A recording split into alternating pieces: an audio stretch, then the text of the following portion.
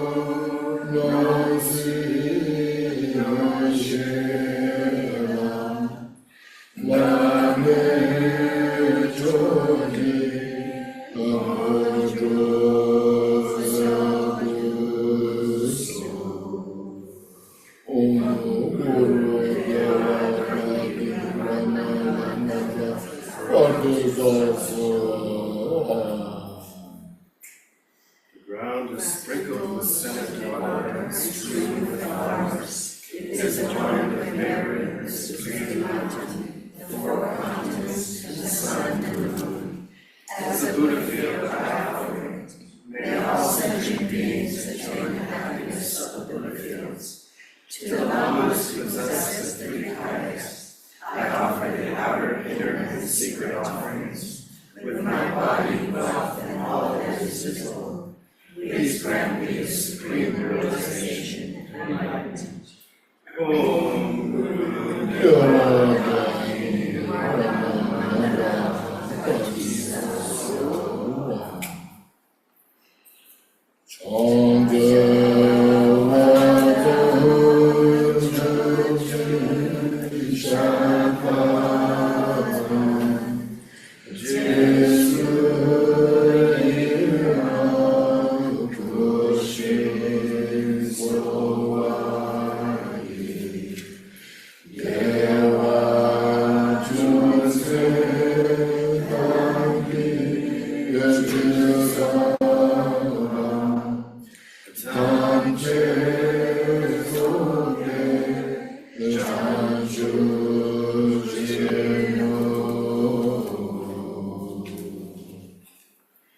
Whatever merit I have gathered through prostrations, offerings, confessions, rejoicing, beseeching, and praying, for the sake of the enlightenment of all sentient beings, all this I dedicate.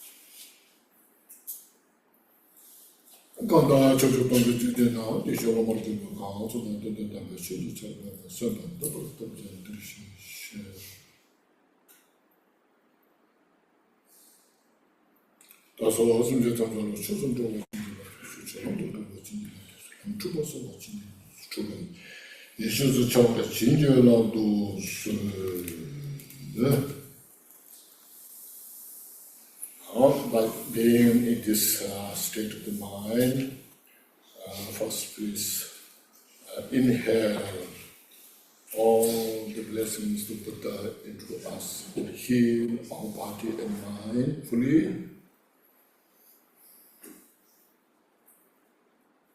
and exhale all the stress. And next, then you inhale all the Buddha's bodhisattvas, loving kindness, fully into us. We just meditate, all our body and mind become or transform into the nature of loving kindness. Just inhale.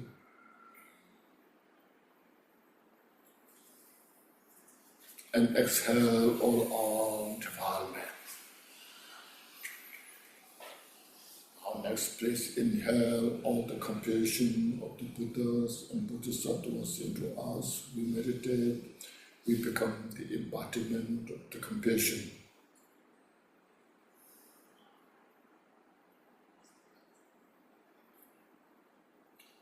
And exhale all our obscuration. So now we meditate and we become the embodiment of loving kindness and compassion. Just relax, physically, mentally. Be spacious, unconfined, as vast as the space.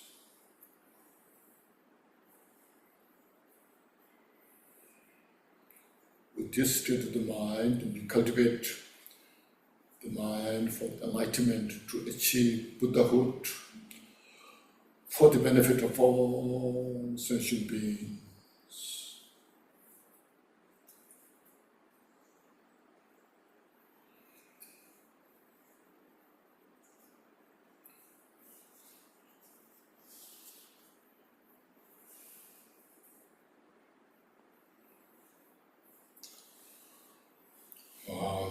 In relation to this, you see, John F. Kennedy, one time he gave a talk. I'm sure everyone knows. Don't ask what your country can do for you, but ask what you can do for the country. You see, those who lead are responsible, they think how to build the country, not individual's interest, So you see, that brings such a beautiful result thinking for others. So the same as here, Buddha, not just one country, one continent, for all the sentient beings. So what I can do for all the sentient beings, what I can contribute for the sentient beings. Up until now, I'm so confined within my cocoon of the ego, trapped there, and just no space, and I suffer helplessly.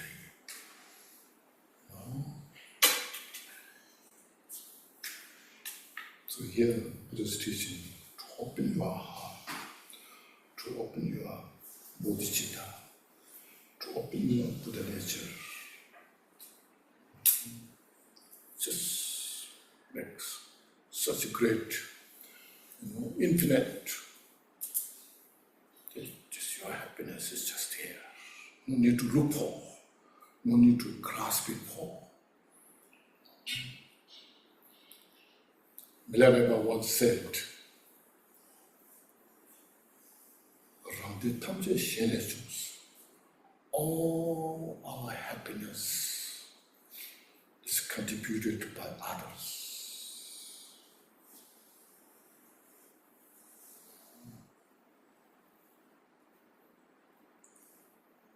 The food we eat is product of the farmers. The farmers, they work hard. And the agent, they brought into the supermarket. All they have contributed to this. And we just go there to buy what you like. And we get to eat. We may think, I'm paying. Of course, we pay. But if there's no food outside there, no matter how much you have, what you will eat. The clothes we wear is products of others. Other laborers, they work hard, they made, and we get a chance to wear. The house we live, all things that, this is nothing to the religion, just general in the society. Everywhere, it's everywhere same, And then, let's say, like now the election is coming, how those candidates going around, say, you vote for me, I will do this for you. So your elections depends on the people. So if you're really thinking for others, sincerely, have a good conversation, all things, how to do things, and then people see, and then vote, they elect you, and you become the leader of the country. You become the leader of the country because of the people. And a business person, all the business person, he or she, their products sell to the people, and people buy, and you become rich, you become billionaire because of the people. When you do things good, as I mentioned yesterday, keep the 5 precepts, and then practice loving kindness, compassion, working hard, you become famous. You become famous because of people. Otherwise, you go to the desolate desert place. Just see how you can become rich. You see how can you become famous. You even won't get lunch at that area, You see. So that's when you see. It's legally how everything abides within the interdependent state. So that's Buddha's wisdom, teaching, taught how everything functions within the interdependent state. So you don't have to think, I'm so poor, I have nothing to contribute, Don't have to feel that. Just make your mind rich. I have the Buddha nature. May all sentient beings have all the peace and happiness. May all sentient beings free from suffering. Just meditate there.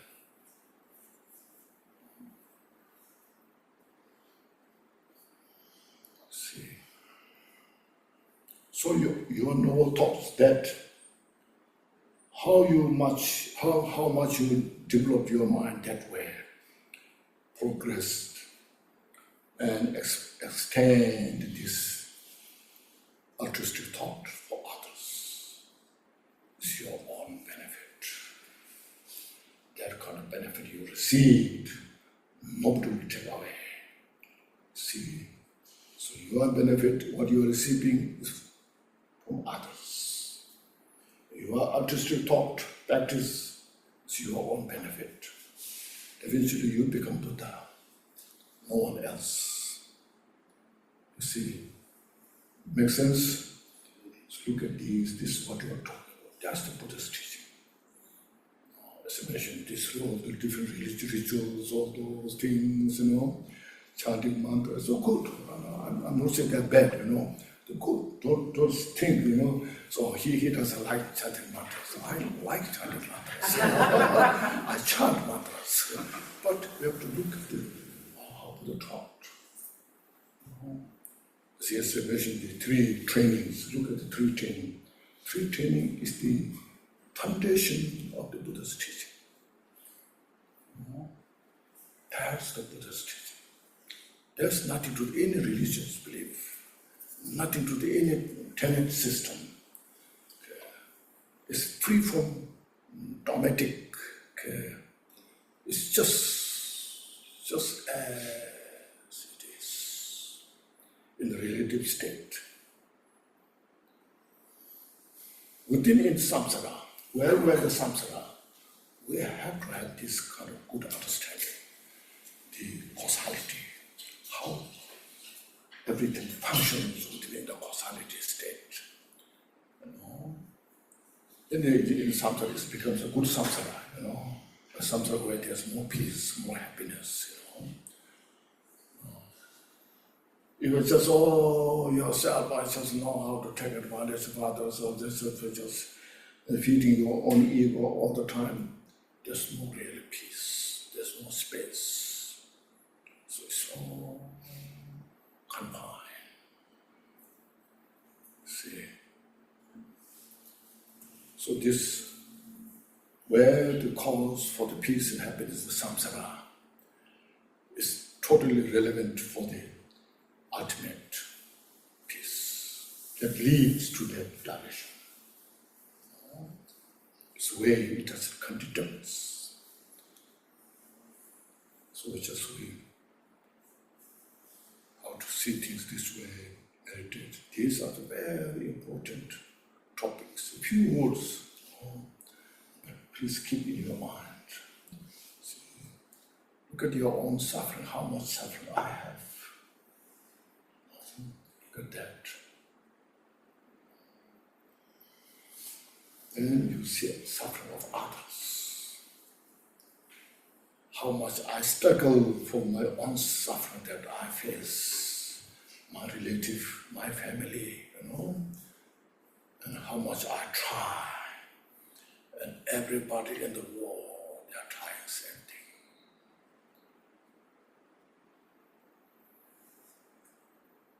Regardless where you go, okay?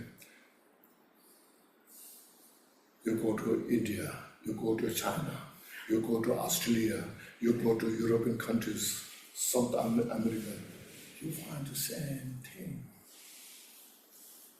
Maybe they speak different language, maybe they have different religions, they believe, maybe they have different cultures, but the reality is the same. We share the same thing. See? So that's where you can say, you open your heart. So Buddha's teaching is this, you see. It's nothing to do with cultures, belief systems. Just check out how everything constitutes within the causality. Okay? And look at your mind, as mentioned, your mind, there's two, One is cause of suffering, one is cause of peace and happiness. It's within in your mind, okay? It's not outside anywhere, When your mind is engaged with these 3 portions or 5 portions, it just gives you suffering. Nobody can give you suffering that, but only in your own mind. And these 3 portions or 5 portions, they are beginner's time keep giving us suffering, and we're tortured like this. And still we don't realize, because mind is so mysterious. Both the enlightened mind is difficult to see until you become Buddha. The unenlightened, confused mind is also difficult to see until you become Buddha. See? But it's within us. That's what we're working on. So, you are your own master. Okay? As yesterday mentioned. So that's what Buddha said. Do not debauchery metricians. Buddha said, these non-virtues, obscurations, cannot be washed by the water. You take a lot of showers, cannot wash, You can see in Arizona, hot weather, you take a lot of showers, maybe at least twice, 3 times a day, You can wash all the physical things, but your mental never cannot wash. Or Buddha poured the base water into you go to impartment, How many of you have received impartments? You've seen hundreds of impartments. Your head becomes flat. Okay. Your head is become flattened by all the impartments, putting all the base on your head, But can you wash,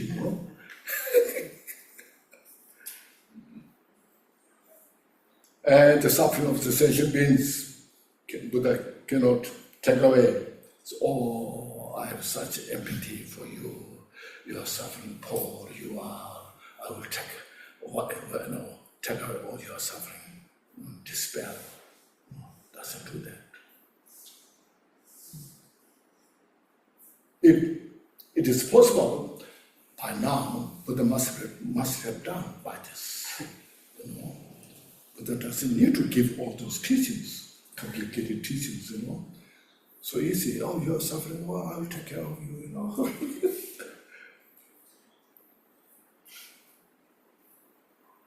Also, so my realization, Buddhahood, I cannot give you a sense. Take it, this is my enlightenment,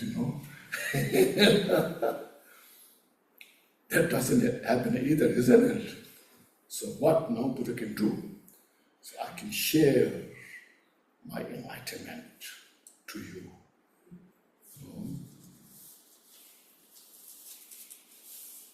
I will lead instructions how to go step by step for your own practice.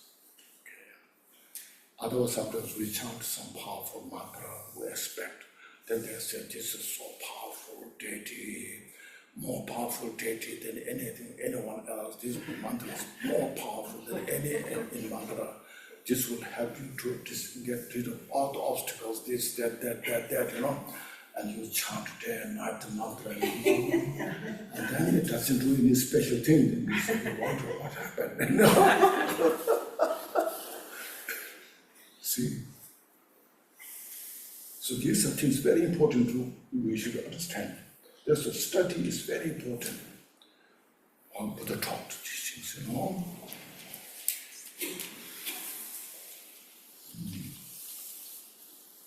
So Buddha said, you are your own masters. You are your own enemies. You are yourself the witness of what you are doing.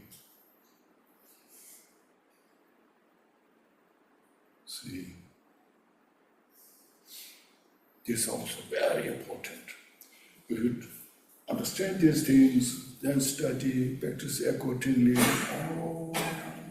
Those wonderful teachings, then it will help all the people in the planet.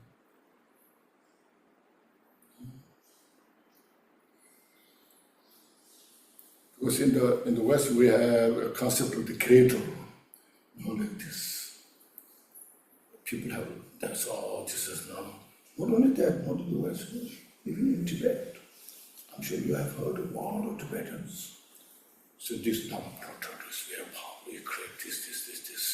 This deity is very powerful. He is to help you, this, And they chant so much, beat the drums day and night, See, it's the concept of the creator. But that doesn't happen, It doesn't do anything. I'm not saying they don't have effect. Of course, there is. But at the end of the day, you have to make effort to achieve enlightenment through this 3 training. Okay? That's the final.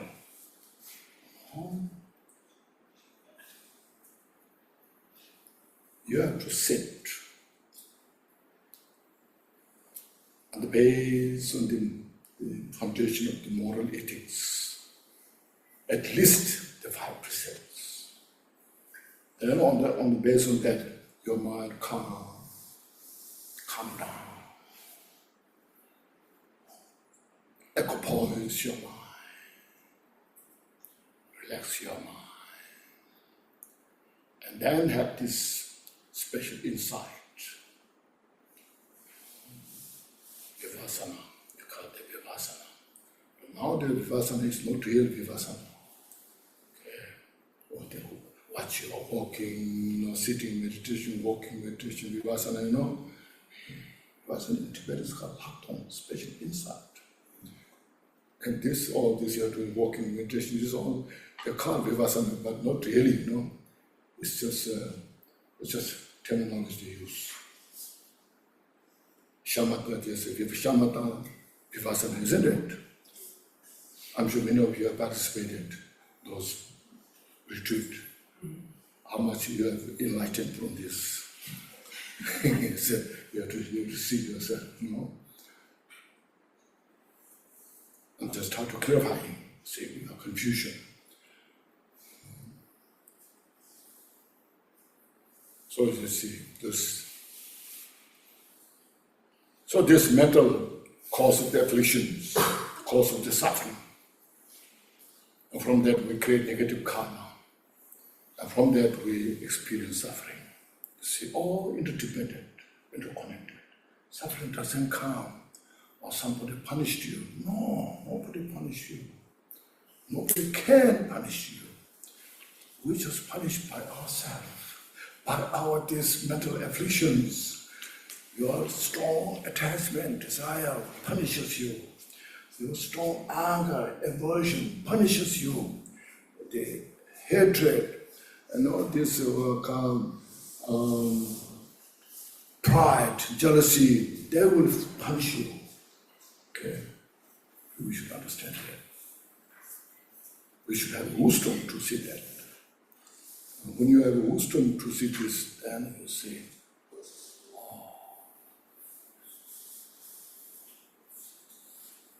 I have everything I know. I can do it. I don't have to please anybody, There's no burden for me. I can do it. Wherever you are. Meditate that way, relax that way, enjoy the Dharma. This was come, how to live in happiness. Make sense? Okay, this is how we should. Dharma practice is so peaceful. When you know these things, then you enjoy your Dharma practice. You don't have to go to the high on the mountain for enjoyment. You don't have to go to the beach, to the what you call the floating on the ocean, what do you call that?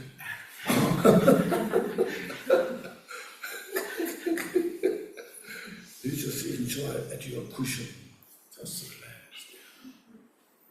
So peaceful, so safe. So this is what we are talking about all the time, these last few days. Okay, so please get this. And now, for the bodhicitta, but cultivating bodhicitta is sometimes people think taking bodhisattvas, wow, that's maybe too much, I cannot take it, There may be risk if I cannot keep the bodhisattva out, then maybe I'll go to hell, or I never not take it to some, some people feel that. That's the wrong. Practicing bodhicitta is nothing but good, all the time good. Okay? And related to how to keep that, then there are some Buddha's giving teachings how to keep that, So don't do this.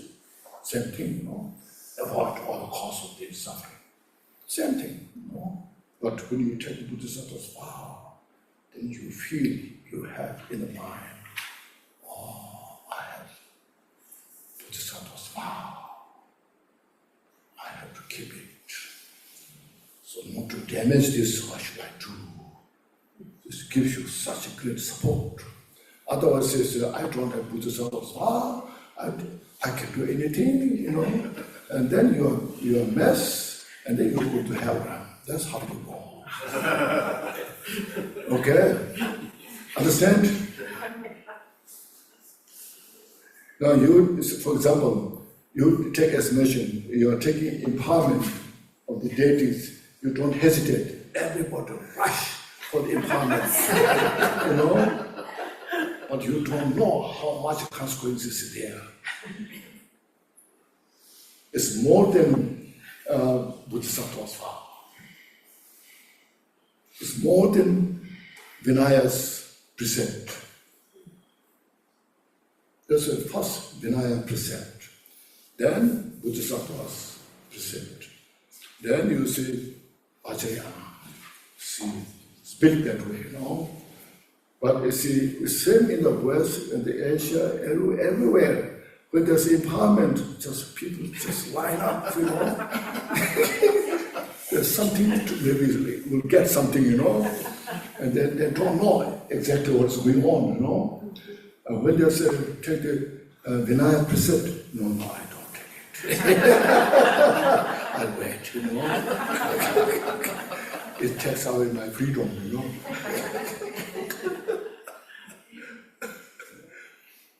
Makes sense? Since you are now practicing Dharma for many years, you know those things, you know. Yeah. I think maybe you know more than I do. You know?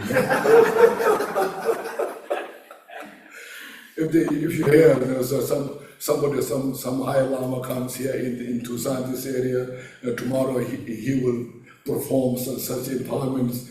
Oh, people just rush, you know. If there's somebody Lamas, they're giving some about the impermanence, teaching on impermanence, suffering, all these things, maybe nobody show up, you know.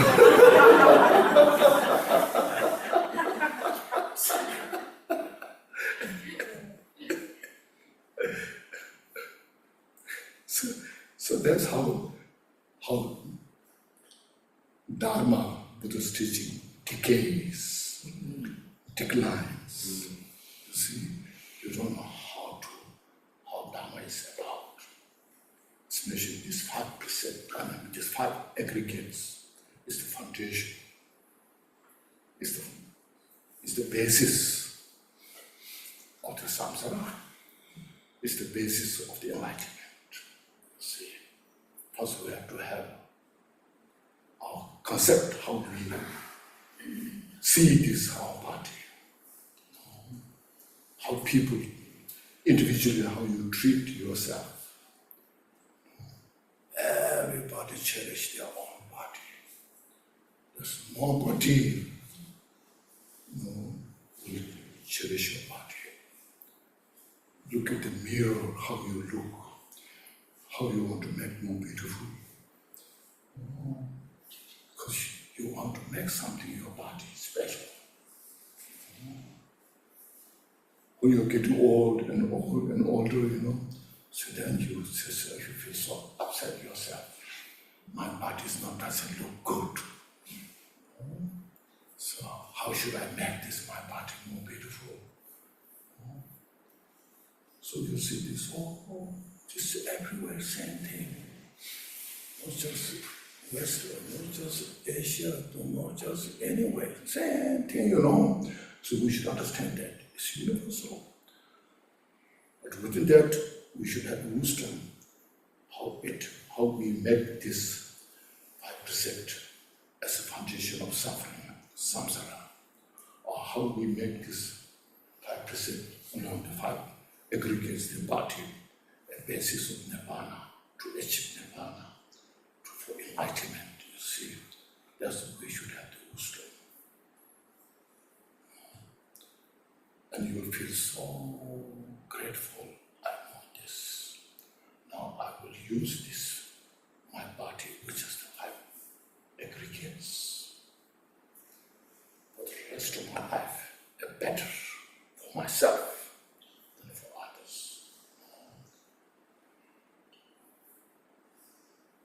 These wisdoms are not easy to find. Not many teachers will explain you about these things. So you should just keep those, these few lines. You investigate yourself, and you practice yourself. See, then you'll find you have your own choice. See, how should I make my choice?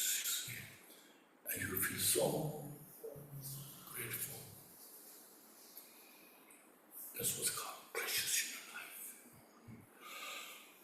Now, having said this, all this, to cultivate bodhicitta, we need a lot of support. Okay, bodhicitta is not something casual. No. It requires a lot of causalities. Like say, first of all, as I mentioned yesterday, loving kindness, compassion, how important they are, you see. That gives you your understanding. How I myself, free from, how I should have all the peace and happiness. How I can do myself to exhaust all the cause of suffering. So the suffering is now never repeat again. Because otherwise you see, look at, when you look at this in the 80s, before that, of course, there are a lot, but there's only folk telephone online, and the mail, just writing email, all these things. And after that, for a few years, the fax machine invented, which didn't last too long, only took a couple of years, You see, basically also that made it easier, And after that, the email, you see, it became a big deal, And then the post office having a hard time, nobody buys the ticket, stamp, it is stamp, only few, so they don't have income, so everybody communicates in the email, So a lot of those things happen, makes things like easier, but suffering never go rid of, you see. Suffering continues. And then after that you see all the social medias, you see Facebooks, all this, what you call the text. What is it, text? All those things you see. Oh, there's a lot of those things. Fascinating, you see a lot of information, TikToks, all these things, So just people just keep busy, watching it day and night, How much it will help you to free from suffering? How much it brought you real peace and happiness? Like this will go on, it will go on. There's nothing to surprise, anything happens. Now they're talking about the artificial intelligence, how it will do, that maybe they are more advanced than we are. They're talking about these things, Anything can happen, but it will be very difficult to free from suffering. Okay, to bring all the peace and happiness.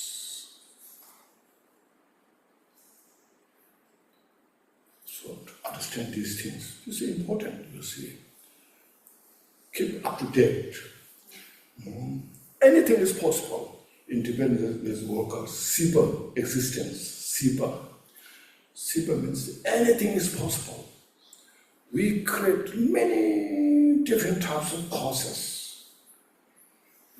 Unimaginable causes and conditions we create. Because of that, result manifests, anything can happen. Different types of diseases, many different things, because it's all the product of the mind. It's all a product of the mind. We should understand that. The artificial intelligence is created by the mind. It didn't come from outside, somewhere else.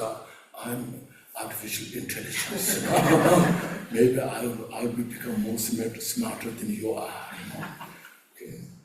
We make a lot of things put together. That's called interdependence measurement. You put a lot of things put together and fix all this, and anything is possible, pops up, And then you get idea, see, I did it, I pushed this button and this happened, So cultivate bodhicitta is very precious. we said prayers, Changchup Semchok. You said those prayers, Changchup Semchok. Changchup Sem is the mind of enlightenment. Chok is supreme, the supreme mind of enlightenment. Means we think so much,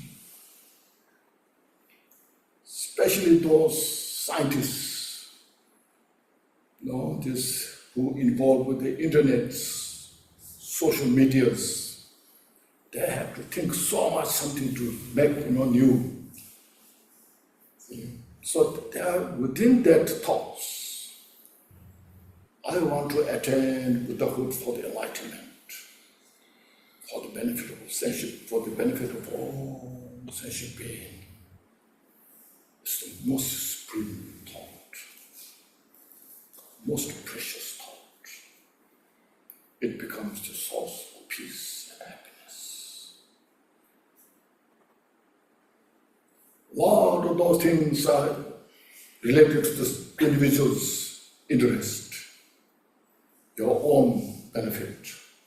These internets, all this website, all this, they become billionaire, You see how much they make, how much they get benefit, from there, you see.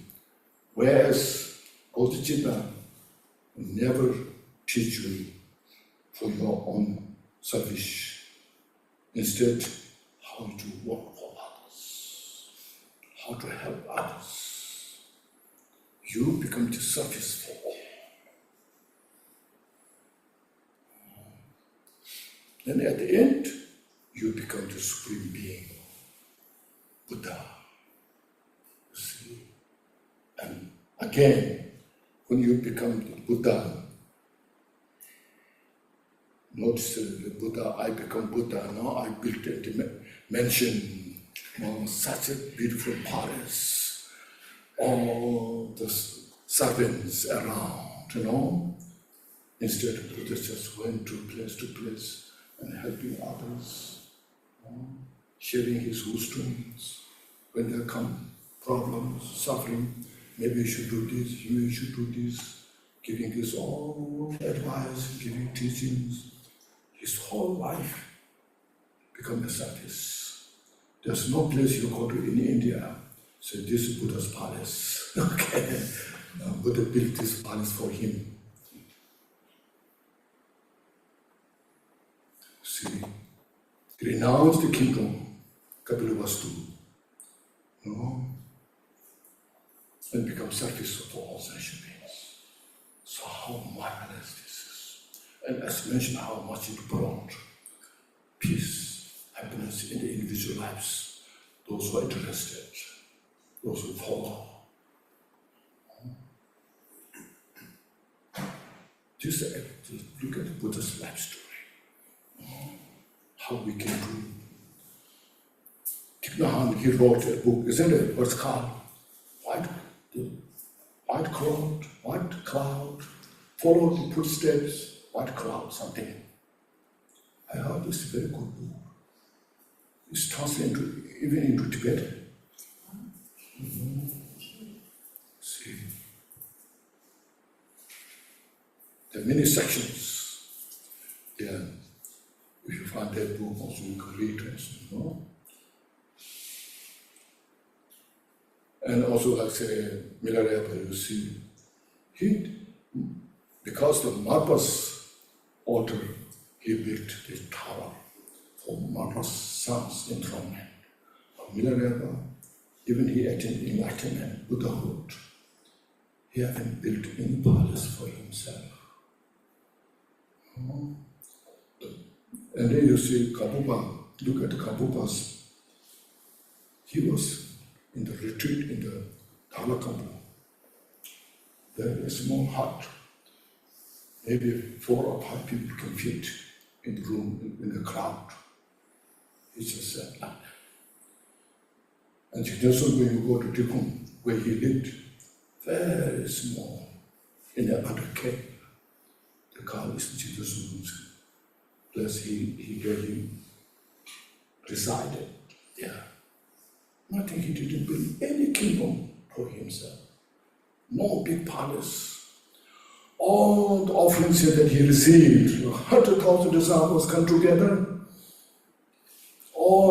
You can imagine, there's some very rich donors, they offer so many, this all collected and given to the monks and nuns, practitioners.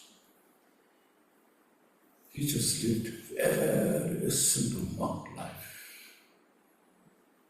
So look at those great masters, the Buddha, and the followers of the Buddha.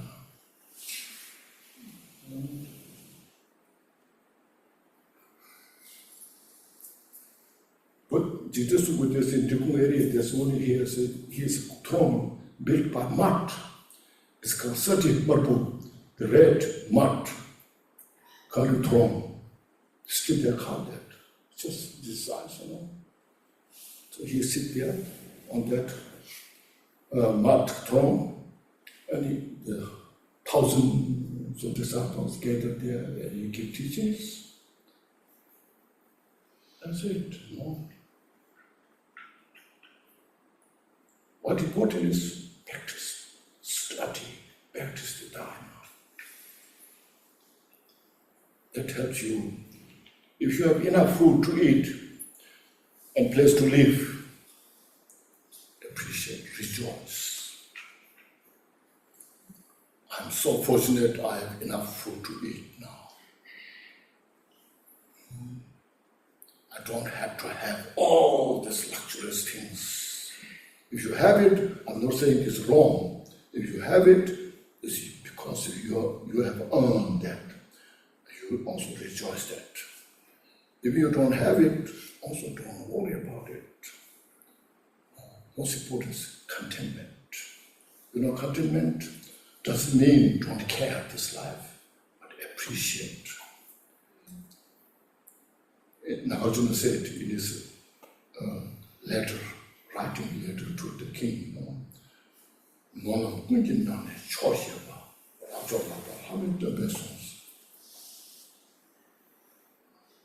the best wealth from all among the wealth is the contentment. It is said by Buddha. When you know how to content, if you don't have really wealth, but you are so rich.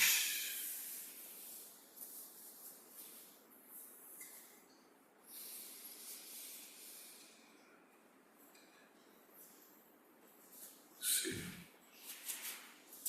So this life we live, we just eat, we just live in a house, this. And then you see, at the time of death, as I mentioned, we live.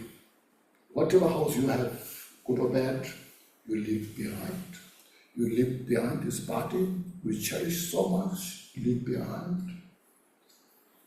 And your consciousness goes next.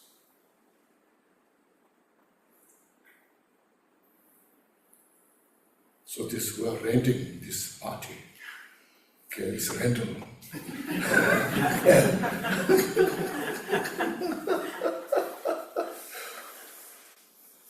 So we have to pay for rent, eat a good lunch.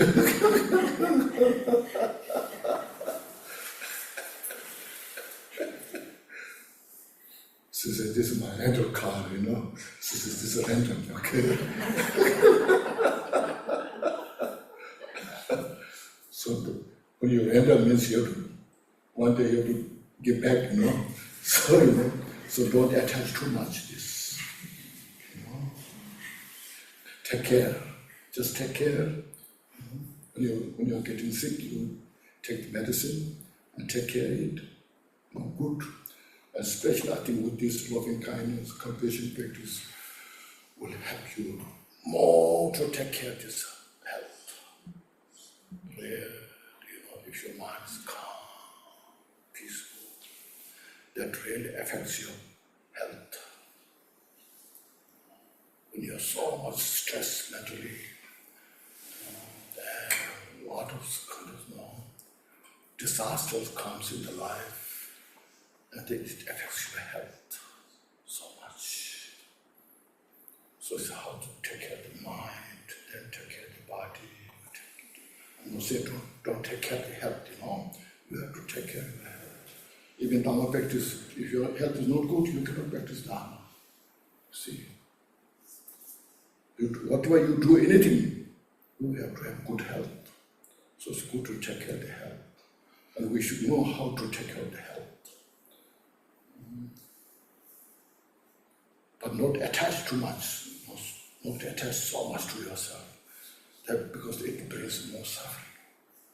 If it brings, some people say, don't attach when you don't care. People say, no, that's different.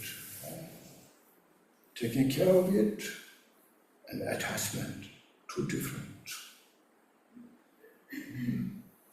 Like a mother takes care of her children. She cares. She do whatever she can to help the children. But don't attach too much. If you attach too much, then your mother has an idea what to do. The mother gives to the child. So you have to do this, you have to do this to get better and better. And then children say, no, I don't want to do that. I have my own idea, I want to do this way. The mother says, no, that's not good for you. Do it this way, The relation becomes very complex, not easy. But mother should give all the advice what she has. This is what I think to say. See these things with wisdom, do these things. This is my idea. If you like, you follow. If you don't like, it's your choice. And then the children will respect. My mother gave me this idea, advice. It's a very good idea. I like that.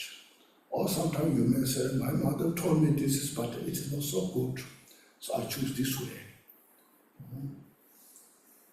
So anyway, you give all the advices for what you have.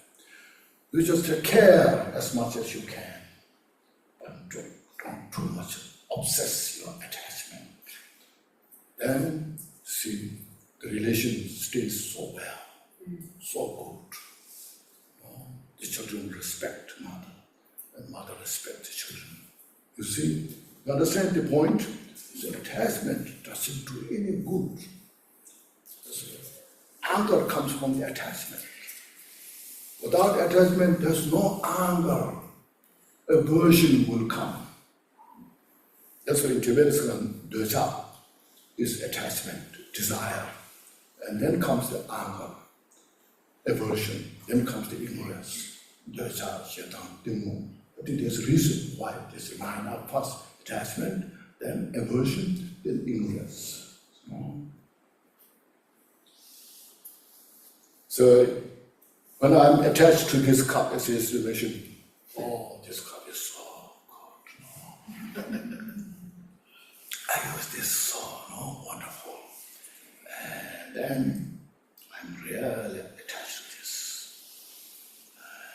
If somebody comes here around touching my cup, don't touch. And then somebody say, I want your cup. No. Then there comes anger, you see.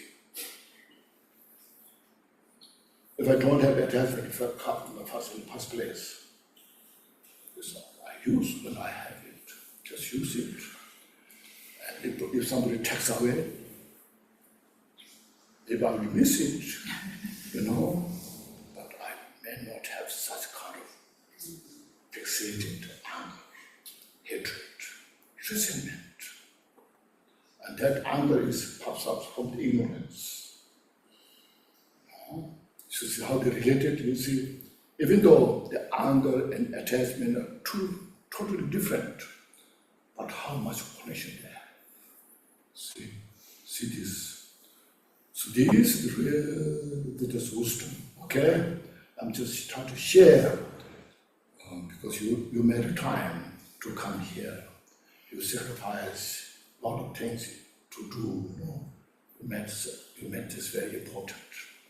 So I try to share whatever I can, to be useful, meaningful, so that not only today, tomorrow, but for the rest of your life, and then possibly for enlightenment. See? So these are the Buddha's wisdom come out of the bodhicitta. Okay? So bodhicitta is so precious. It requires, as I mentioned, a lot of causes and conditions.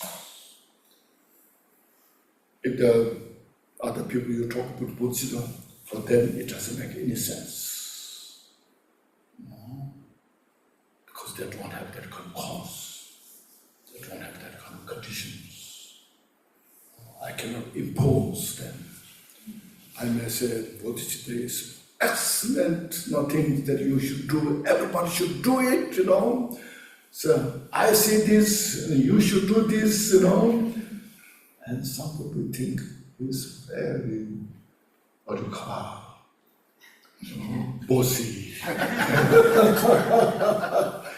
He's telling us what to do, what not to do. You see. So some people, it makes sense. Some people, they don't make sense, So we have to let go. This is called attachment. Let go of the attachment and give what is appropriate, right thing, And then suppose the rest get so much benefit. So having said all this, now time is running. We have this called mandala offering. Do you see that page? Mandala page what? 12. Page 12. Yeah. At the bottom of the 4 lines, see, whatever merit I have gathered through frustration, offerings of frustration, offering 2, confession 3, rejoicing 4, beseeching 5, praying 6, and then it comes to dedicate. I dedicate this 7. This is called 7 prayer, or sometimes called 7 branches prayer. So these are very important to accumulate great merit, wisdom. Okay, as we mandala, you see, to visualize whole universe and make offering to Buddhas, including your body, speech, mind, is such a precious thing to do.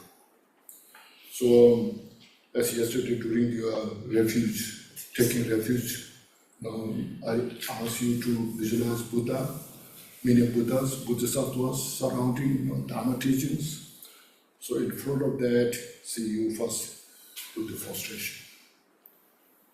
Means pay homage, your body, speech, mind, to all the Buddhas, Bodhisattvas, and the Dharma teachings, and the Sangha members.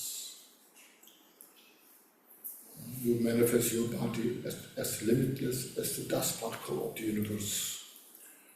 And you make that make offering. It brings such a great merit, wisdom. And then next is this called offerings, you see.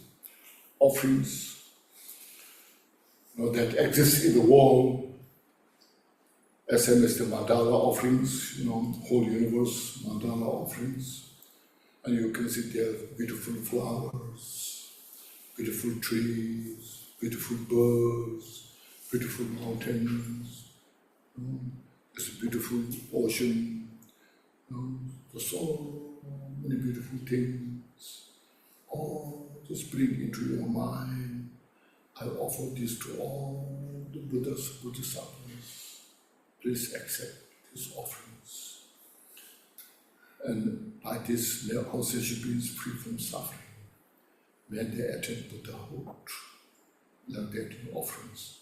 It's beautiful.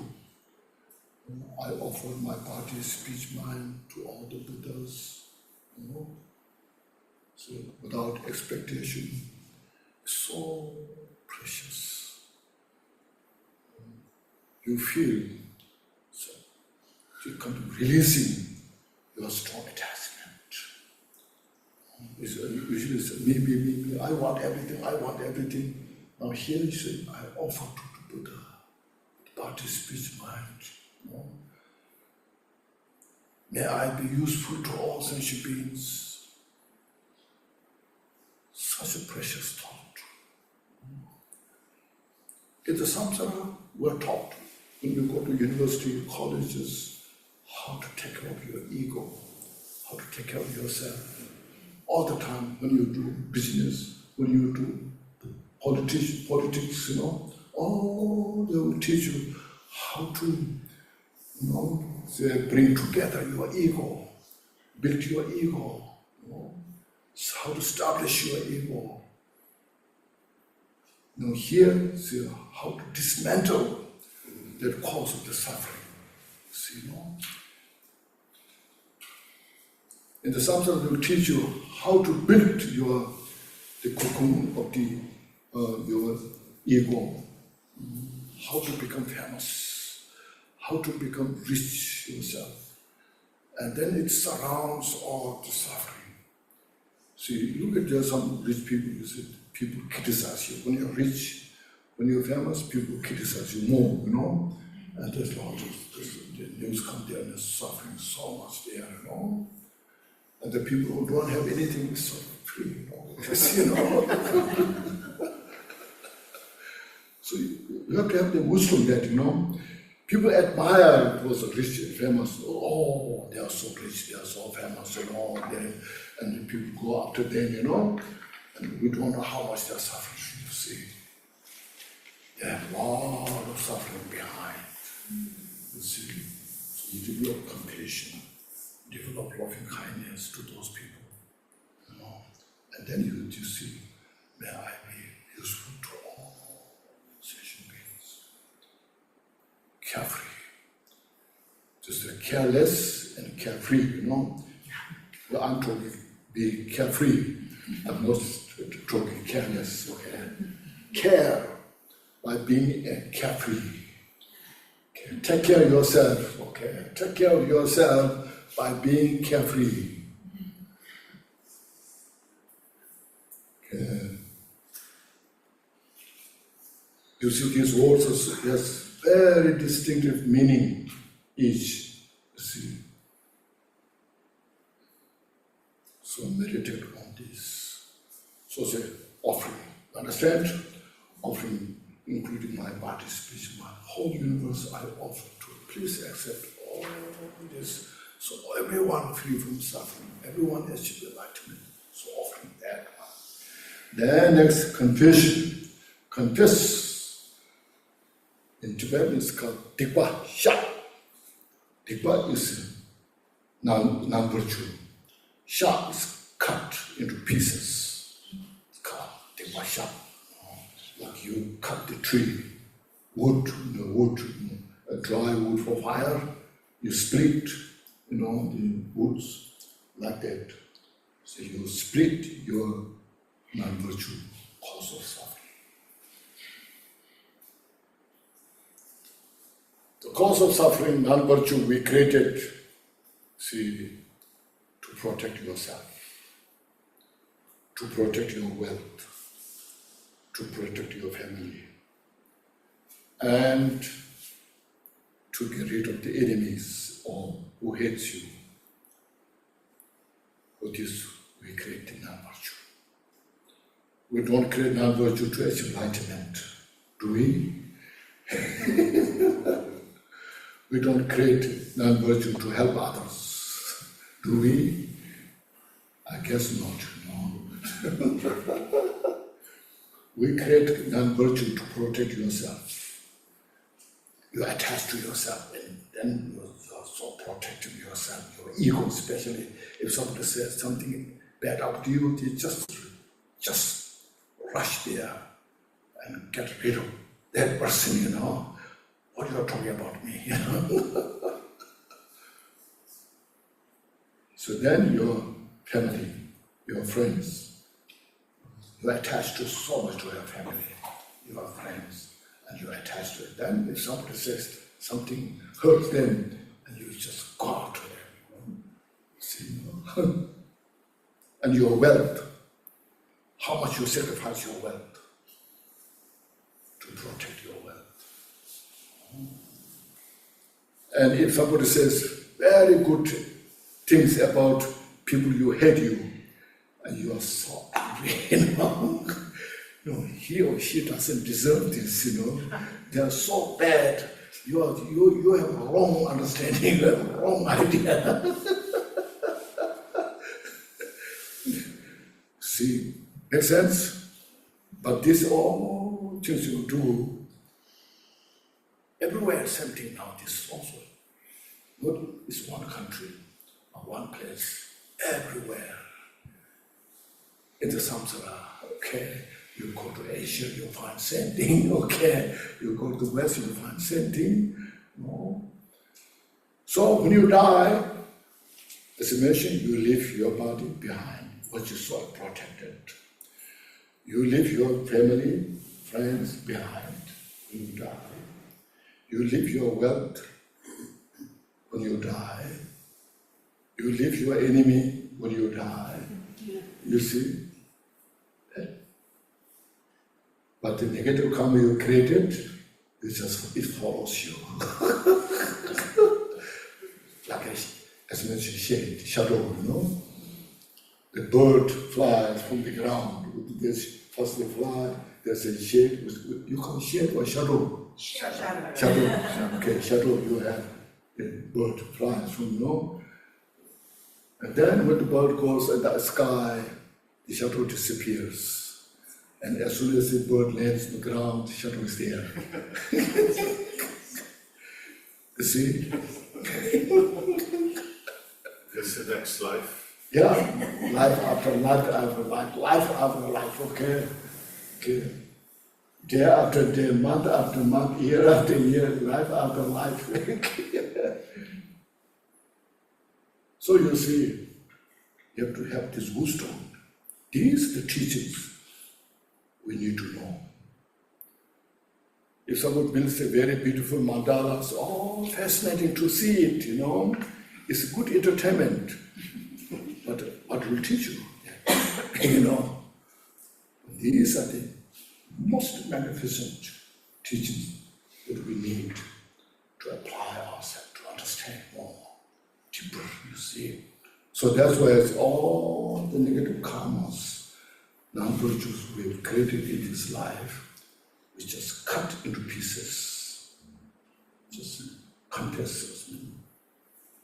In front of all the Buddhas, I met this. And not only me, if anybody met in the samsara, on behalf of all sentient beings, I purify. Okay? I will not keep them. They are no longer good. Okay? They only bring suffering. So I purify. So how beautiful, you see. You're releasing your garbage you have.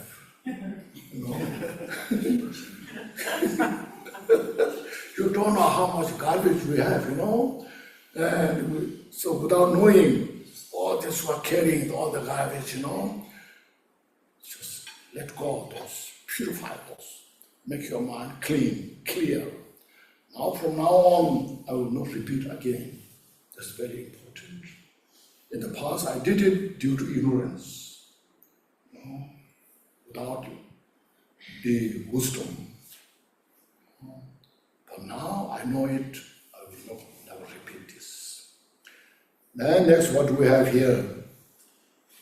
Confession and rejoicing. Rejoice all the Buddha's qualities, activities, benefiting sentient beings. Rejoice all the Bodhisattvas, their activities, their enlightenment. Rejoice anybody do something good. Even somebody just chanting one mantra, Om Mani Padme Hum, so precious. Rejoice. Especially people you don't like, if they're doing something good, rejoice. Otherwise, we say they're doing something but not sincere, something. We say those, So just whatever they're doing, just rejoice. Rejoice is the special method. It is the antidote method to get rid of the jealous.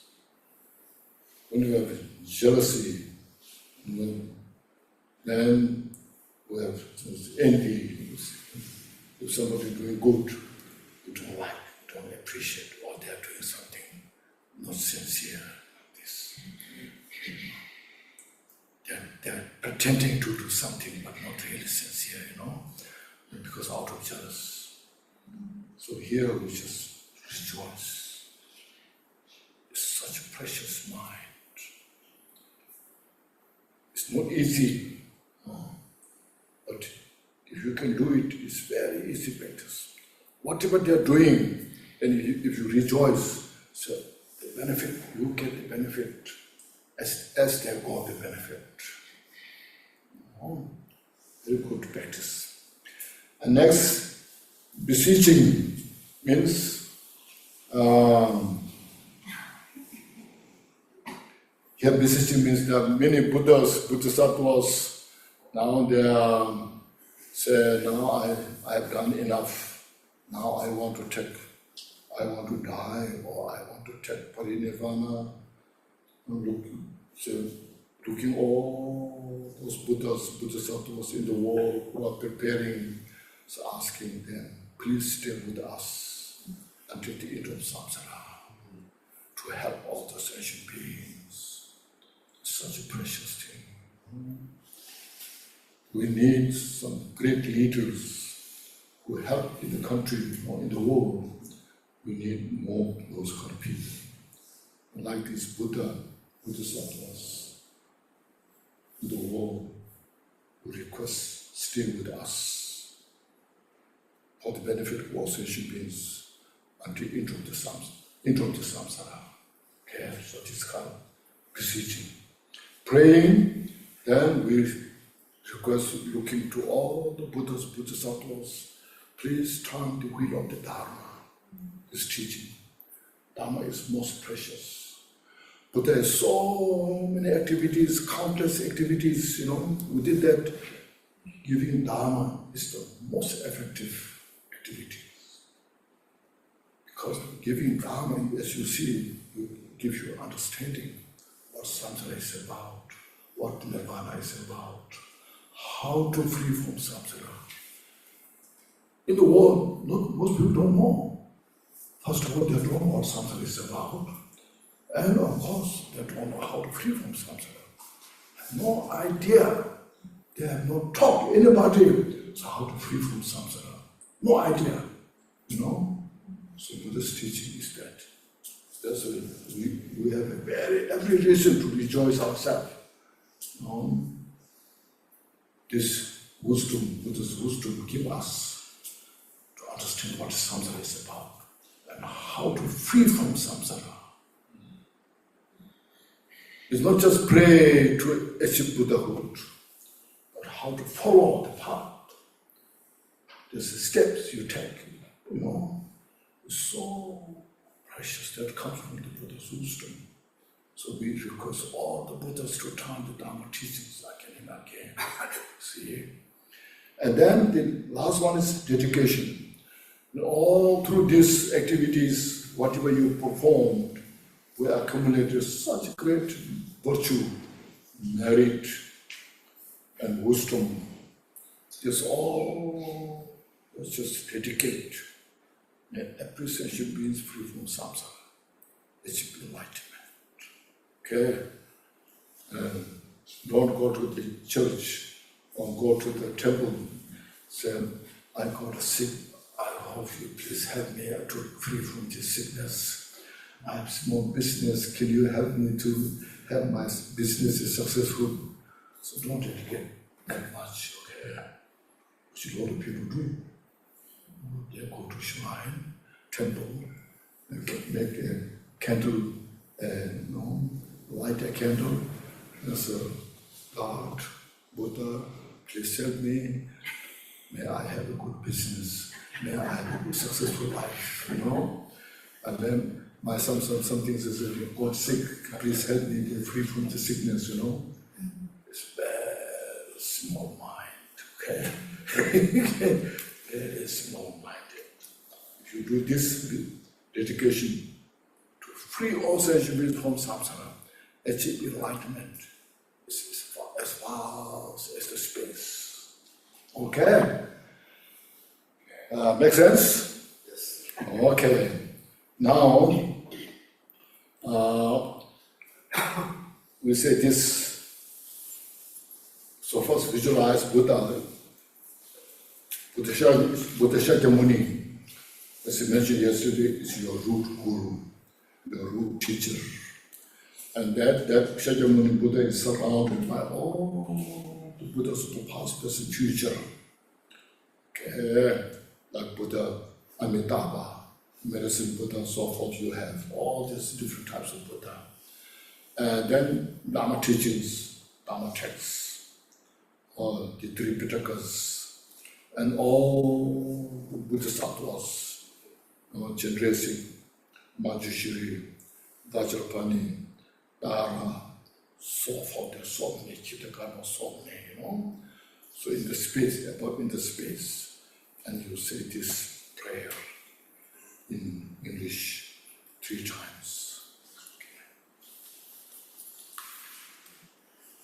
Whatever merit I gather through prostration, offerings, confessions, rejoicing, beseeching, and praying, for the sake of the enlightenment of all sentient beings, all this I dedicate.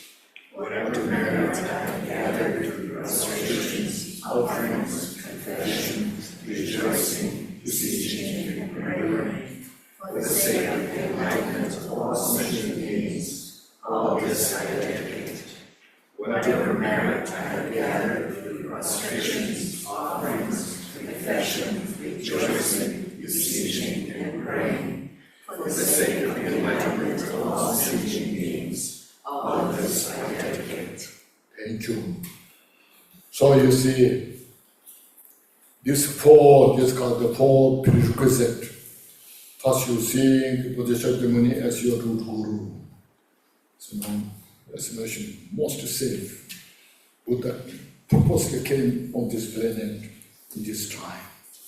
I will help every sentient being. So Buddha Shakyamuni is your root guru, care teacher. Then all the Buddhas supported Buddha Shakyamuni, surrounded. And then that Buddha taught all the Dharma teachings, you know. And then all the great Bodhisattvas, Arhats, all this. So the 3 jewels, and this you visualize. And first you take them, the Buddha taking refuge. First you see them as the root guru. And then yesterday we did the refuge ceremony. Okay. Refuge ceremony, taking refuge in them to attain Buddhahood for the benefit of all sentient beings. So first, second. The third, I went through details about the understanding and practice of loving kindness, compassion, and including other 2, the 4 investigators. So these are his third. And fourth here, gathering great accumulation of the merit and wisdom. They are indispensable method as a prerequisite to cultivate bodhicitta. Okay. And relation with the taking refuge, I mentioned it involves also the 5 precepts. 5 precepts of the foundation. So make sure you understood those. Now to read in front of the Buddhas, we are now cultivating bodhicitta. As yesterday you received this.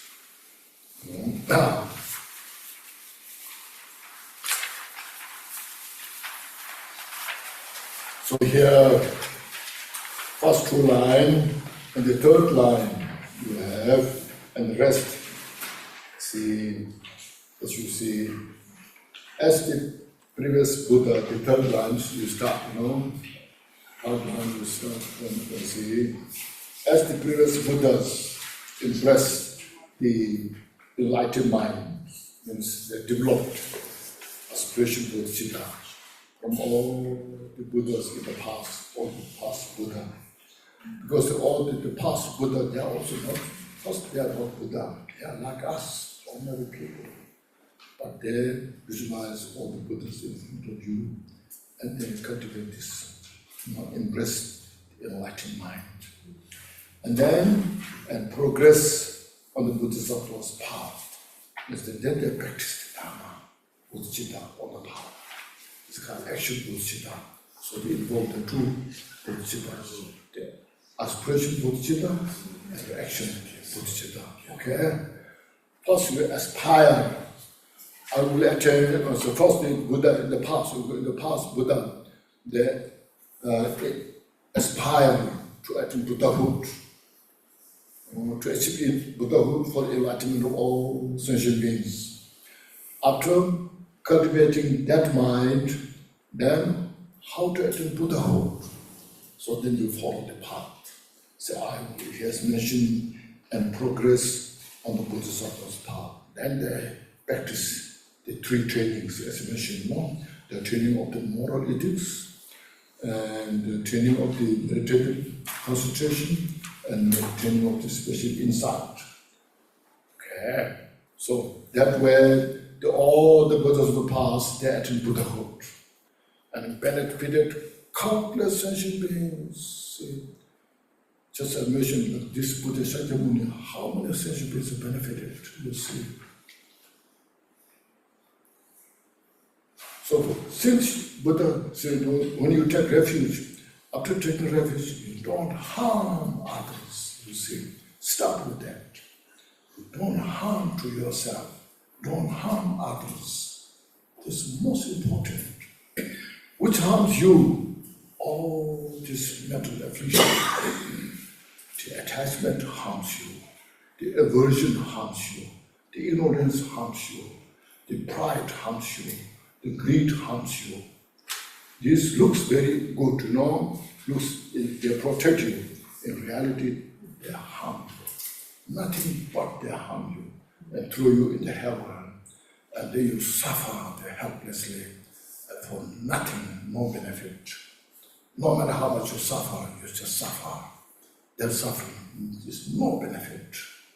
Well, Dharma practice, when you suffer, there's benefit. You sacrifice, you see. You sacrifice your ego. It seems you're suffering, but you are sacrificing your ego. There's a great benefit, you see. So like that, anyway, all the Buddhas, how much they benefit sentient beings. Then he has said, I too, means today, now in front of all these Buddhas, in witness of my root Guru, Buddha Shakyamuni, and all the Buddhas, the past, present, future, Bodhisattvas, Dharma protectors, all this, I too, for the benefit of the sentient beings, give birth to Bodhicitta, as I cultivate Bodhicitta. Okay. What a precious thing. To free all sentient beings from their kind of suffering. Look at the suffering is so relentless and endless of the sentient beings. Look at the animals who, the day they are born until they die, constantly the fear, the suffering, They have all their life, whatever they live, just only suffering. Even though only just grasping a mouthful, they fear. When they're drinking water, they fear somebody will attack them. There's no peace, you see. So like the sentient beings in the war. So with the thinking of that, I will cultivate this aspiration for Bodhicitta to attain enlightenment for the benefit of all sentient beings. Okay? So this is what it said. I give birth to bodhicitta and apply myself to accomplish the stage of the path. And I follow up with that, how to attain Buddhahood. So I practice the 6 parameters, practice of generosity, practice of the moral ethics, practice of the patience, practice of perseverance, practice of the samadhi, meditative concentration, and the practice of wisdom, awareness, especially insight. Through these practices, through these, by the support of these as a path, by the support of these practices, then I purify myself. I just establish my bodhicitta in the heart. And then there's a kind of action, which you put action on this, and then for enlightenment to achieve. So then, and you should feel what a great opportunity today I got to cultivate this mind. Even my beloved parents have not taught. Even my great teachers at other places haven't taught this. And this is today, it looks like a dream. I worked so hard all my life to free from suffering. I worked so hard to bring peace and happiness in my life and all my families. But not this kind of way. You should feel that kind of mental ability, power you develop. Okay? Now, first, can you do 3 prostration to all the Buddhas, Bodhisattvas? It's good to do. It's also, you stretch your legs, Yeah, 3 prostration.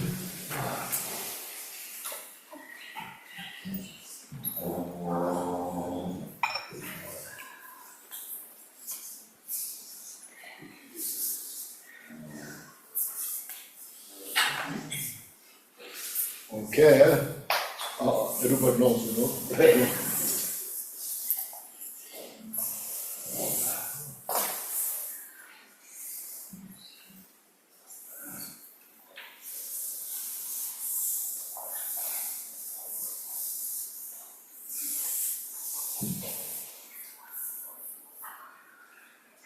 Okay, then, after doing 3 prostration, please sit on your seat. We'll do the ceremony.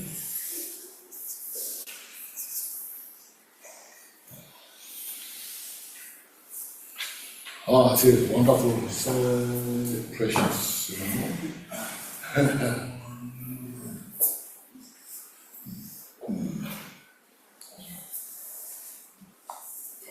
Could you stretch your leg?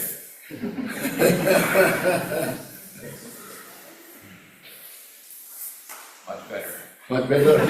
You see,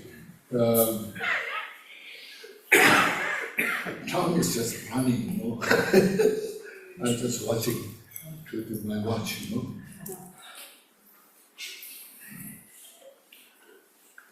So as yesterday, we'll do the ceremony. We do in Tibetan, started in the 3rd line to the rest, 4 lines. And we'll do in Tibetan, okay? And meaning, now you got the translation, so you meditate on that meaning, and focusing to all the Buddhas in front of you. As mentioned, I'm just leading I'm like a chaplain, okay. I'm just leading the ceremony, okay. And your focus is to all the Buddhas, Bodhisattvas, Dharma teachings here. So be witness all the Buddhas. Buddha is embodiment of the perfection of the bodhicitta. Okay? This is what we are practicing, what we are cultivating So Buddha is an embodiment of the perfection of bodhicitta. That's in Konchog Gyaltshen Rinpoche. So that the Buddha, and today I'm cultivating this aspiration bodhicitta and taking the Bodhisattva's far is the action bodhicitta in front of you all. So please help me to cultivate my aspiration bodhicitta, to practice the bodhicitta as action for the benefit of all sentient beings in the six worlds. These sentient beings, they have no protectors. They are suffering so much. Special animals, there you see, they are at the mercy of the human beings. They are slaughtered, they are killed, they are eaten, and nobody say anything. Here I am, with this marvelous bodhicitta. So I'm so fortunate. Through my many lifetimes, I have connected these precious teachings that brought me here today to cultivate this mind, so precious. So with this mind, please repeat this, or please hear me. Buddha's Bodhisattvas, the Tedamishin, and Master, my name, such you say your name, then as we go through this text, as the previous Buddha so forth. Okay? If you like, you can join your head to the Buddha and Buddha's and Bodhisattvas, Dharma teachings. Okay. Chochuna, Shube, Sanjedam, Chanju Sepa, Tamje, Dala, Konsosu, Loben, Dala, Konsosu, Daming, say your names, Dishichawa, Chitar, Mwanji, Deshiki, Chanju Tuni, Kieba Tang, Chanju Sepe, Labala, Leda Rimshin, Neba Dar, Deshin Rola, Pendon Do, Chanju Simni, Kiki Shin, Deshin Tuni, Labala, Riba Shindu, Labra Ki. That's the first. Now we repeat the second time, reinforce, you are cultivating, that's first cultivating aspiration bodhicitta, and then develop the action bodhicitta in front of all the Buddhas and Bodhisattvas. You just feel so fortunate to have this opportunity. Okay. We repeat second time. Chochuna, Shube, Sanjedam, Chanju Sepa, Tamje, Dala, Konsosu, Loben, Dala, Konsosu, Daming, your name, Dishichawa, Chitar, Mwanji, Deshiki, Chanju Tuni, Kieba Tang, Chanju Sepe, Labala, Leda Rimshin, Neba Dar, Deshin Rola, Pendon Do, Chanju Simni, Kiki Shin, Deshin Tuni, Labala, Riba Shindu, Labra Ki. Okay, now we'll repeat the third time. At the end of this third recitation, you please meditate Now I have fully cultivated aspiration bodhicitta, and I took the Bodhisattva's vow, the action bodhicitta, and I'm so fortunate. In front of these all the Buddhas who have perfected their practice to bodhicitta. So this mind, please repeat the third recitation. Chochuna, Shube, Sanjetam, Changju Sempa, Tamje, Dala, Kososu, Nobun, Dala, Kososu, Daming. Please say your names. Dishi Chawa, Chitaramunji, Deshiki, Changju Tuni, Jeba Tang, Changju Sempe, Laba La, Deda Rimshin, Neba Dar, Deshin Tola, Pendun Do, Changju Simni, Jeji Shin, Deshin Tuni, Laba La, Riba Shindo, Labra Ji. And then I will say tak, and you please say lexo as an answer. And in this translation, this means tak, means through this ceremony, you receive the Bodhisattva's vow. And what you say lexo means yes, I have received. Okay. Oh, tak,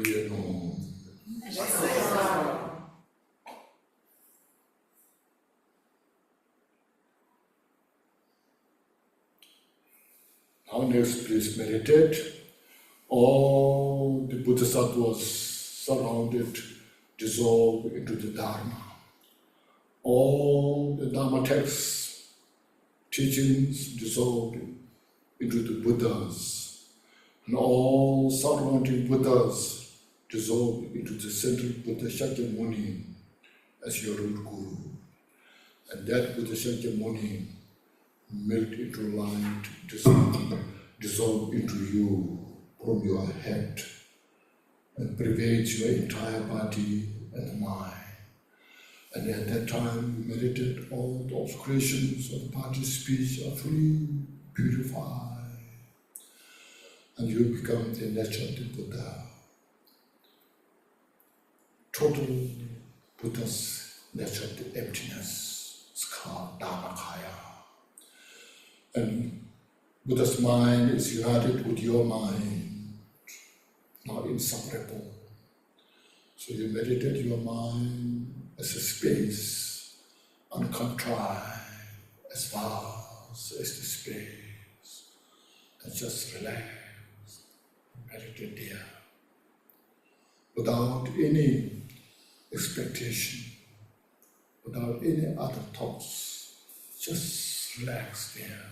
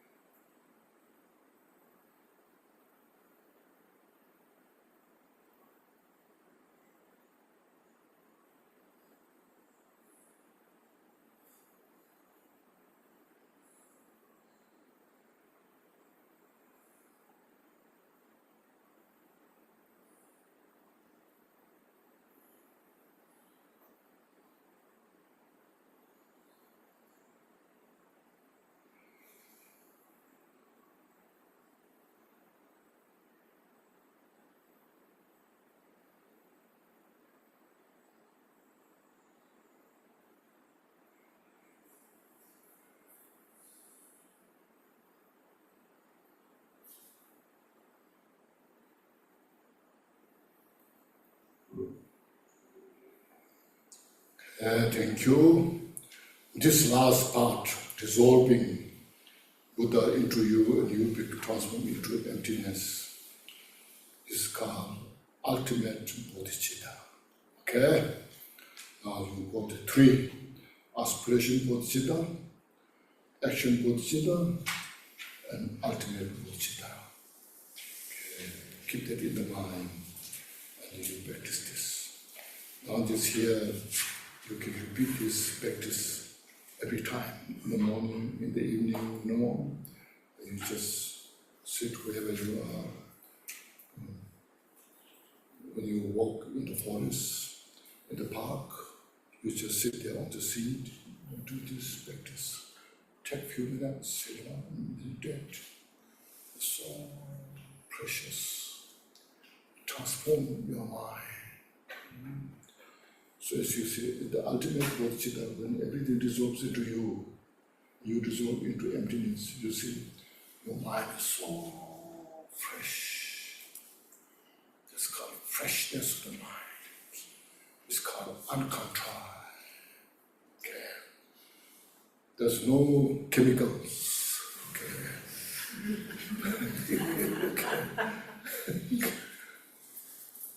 No, it's not pesticides. Okay.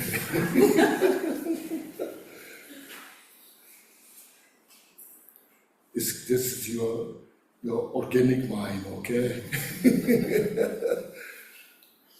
Your mind is called as it is. It's uncontrived.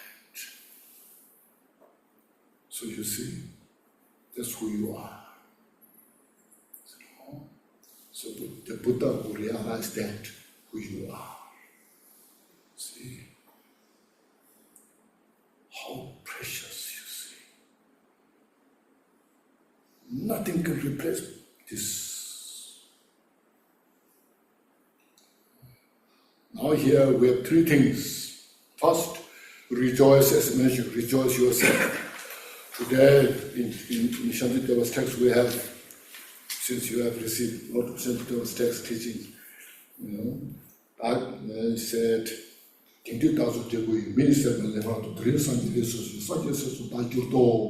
Tibetan, today I am born as a Buddhist family, as I become Buddhist. My life, which is human, precious life, brought the meaningful life. Now I become the Bodhisattva. I'm so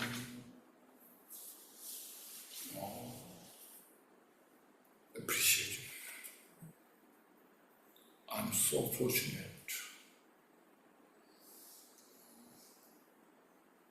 This is how to free from all the suffering. We start from there. As soon as when you go through this, how much peace you receive. It's not something imagination. Actually, how much peace you receive. So start from there and you go through. See? Of course, we have a lot of work to do to sort out all these chemicals that we have, all the mental afflictions we have. We need to get rid of those, but we start fresh. So you should appreciate, rejoice yourself, and be thankful to Buddha who taught these things. Not a religion. So Buddha didn't say, you pray me, I solve your problems. This is how you can solve the problems.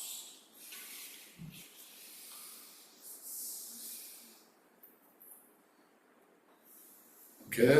So first you rejoice yourself. The people who are creating all the problems, still they rejoice themselves,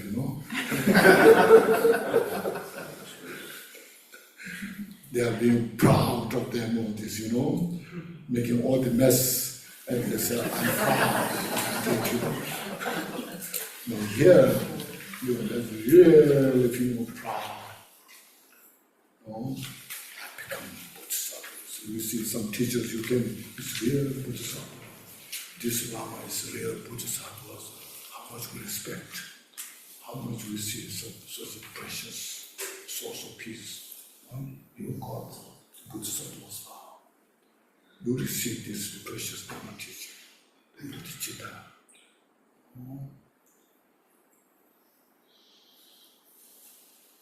Now be confident yourself, okay, to die to the Bodhisattva's power. You have received many before, but reintroduce, refresh all the time. And this you should do this practice every day, 1, 2, many times you can do, okay? Then next, not to damage this bodhicitta. That's very important.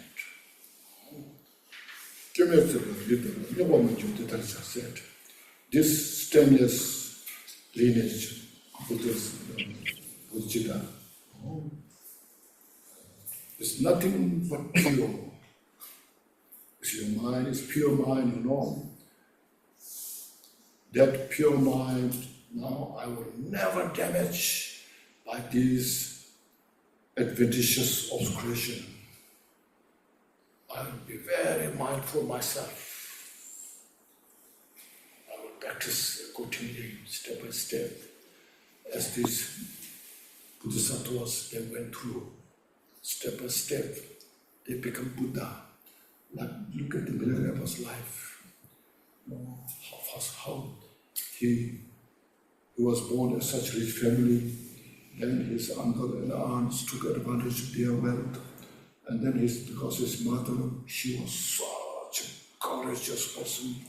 So we have, in the worldly sense, you know, we have to take revenge. We can't stay like this. So because of mother's request, Milarepa did all this what he could to obey her mother. He was so obedient that whatever mother requested, he followed, you know. And at the end, see, he killed so many people, damaged all the farmland of that area, and he realized how much negative karma he created, you know. And he feels, if I die with this karma, there's only one way to go, which is hellfire. I can't let it happen to me. Now I must look for such teachers.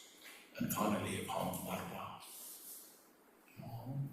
And he sacrificed all that ego-related creation. Marva did all this to destroy the wrong ego that Milarepa had. That's the only Marva did it. Wrong ego. Otherwise, why Marva should treasure Milarepa, you know? There's no any, you know, Marva has no any benefit treasuring Milarepa, you know? Milarepa has nothing, no wealth, anything, you know?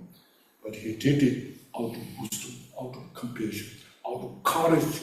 Marva himself, you know, people criticize him, you know, why he's doing this, oh, the poor man, he was torturing all this, you know, and a lot of people criticize Marva, you know, and Marva has such courage to accept those criticisms, to help Milarepa, you know. You can imagine, see. They don't say so much, you know, but in reality, there's a lot of people criticize in that area. Why Marva is doing this man coming from somewhere, you know, now torturing, you know, build this and destroy this and build this, destroy this, all one after another. Well, Marva must be crazy, you know. But Marva did it out of wisdom, out of compassion, out of courage to help, you know. So like that, in a way, Milarepa made history. There are some teachers, you say, oh, wonderful, this, but there's nothing we can take the example of what they did, you know. But Milarepa, you can take good example how he went through. And then how he was the key person who built the Buddha's teaching in the world. Still, everywhere, Milarepa, you know, everybody admires Milarepa. So like that, we never now damage bodhicitta. Every day you practice, protect yourself, protect from your own this negative habit of the mind. That's the one. Just meditate, this is my negative habit of the mind.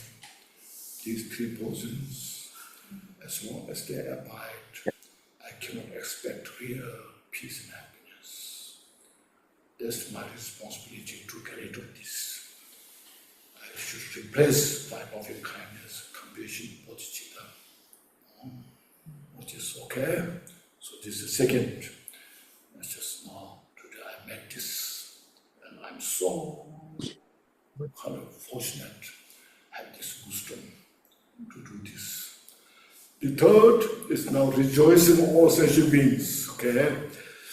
Today, in front of all these Buddhas, Bodhisattvas, I took Bodhisattvas, wow, to help you all sentient beings, to establish you to all enlightenment, Buddhahood. And meanwhile, I will invite you as my chief guest. Okay? So, chief guest, there's in Tibetan, is what the word says. Today, in front of all these Buddhas, Bodhisattvas, I made a commitment to establish all sentient beings to achieve Buddhahood. Part of their message, meanwhile, before I become Buddha, I invite you all as my chief guest. Okay? So be happy, all sentient beings, including the gods and demigods. You see, of course, sentient beings, the hellman, Holy Ghost, especially, but including gods and demigods. The gods are so luxurious life, So, what a wonderful,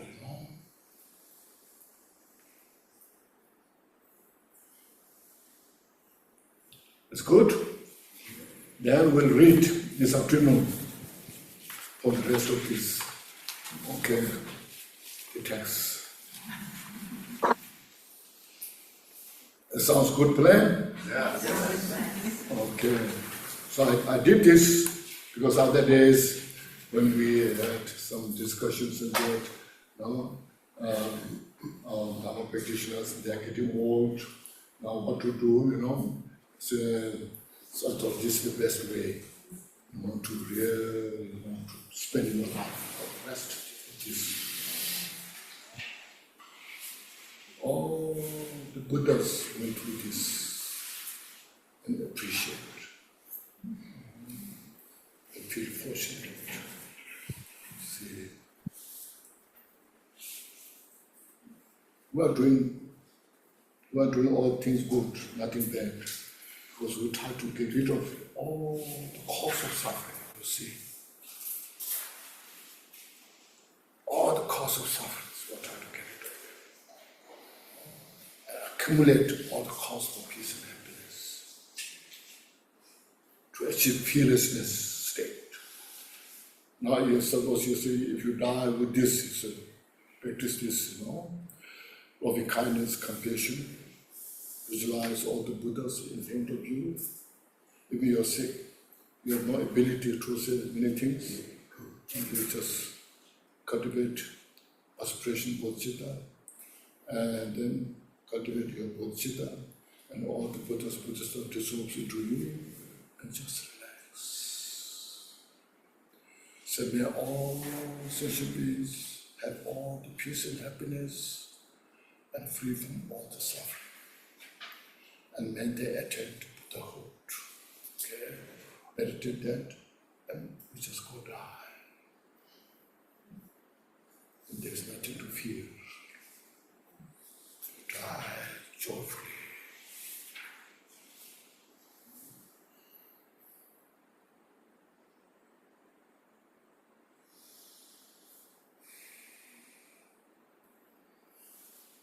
Okay, thank you so much. Maybe we should say some short dedication prayers. So the Dharma is on page 43.